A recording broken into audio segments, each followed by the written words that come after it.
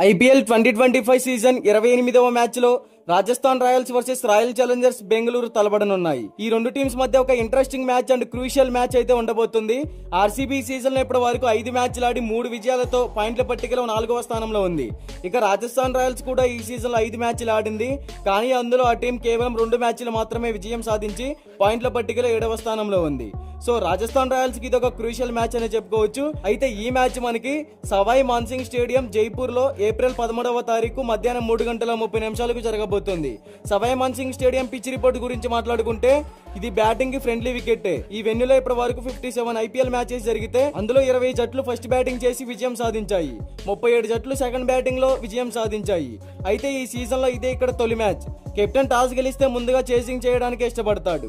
ఇక్కడ average first batting score వచ్చేసి 161 runs, average second batting score వచ్చేసి 148 రన్స్. అలాగే ఈ పిచ్ మీద స్పిన్ బౌలర్స్ కన్నా పేస్ బౌలర్స్ కి వికెట్ టేకింగ్ పర్ఫార్మెన్స్ చేయడానికి అడ్వాంటేజ్ గా ఉంటుందని చెప్పుకోవచ్చు. అయితే ఇక ఢిల్లీ క్యాపిటల్స్ చేతిలో తమ సొంత గడ్డపై ఆర్సీబీ 6 వికెట్ల తేడాతో ఓటమి పాలైంది. ఆ మ్యాచ్ తర్వాత ఈ మ్యాచ్ లో ఎలాగైనా విజయం సాధించాలి అనే కసితో బరిలోకి దిగబోతుంది ఆర్సీబీ. ఇక రాజస్థాన్ రాయల్స్ కూడా ఈ సీజన్ లో వరుసగా 2 ఓటములతో ప్రారంభించింది. అయితే ఆ తర్వాత పుంజుకొని సిఎస్కే పంజాబ్ లను ఓడించి వరుసగా 2 విజయాలను నమోదు చేసుకున్నారు.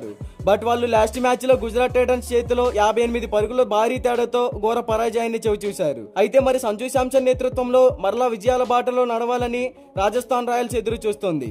ఇక బోత్ టీమ్స్ కి సంబంధించిన హెడ్ టు హెడ్ గురించి మాట్లాడుకుంటే ఇప్పటి వరకు ఈ 2 టీమ్స్ మధ్య టోటల్ గా 32 మ్యాచెస్ జరిగాయి.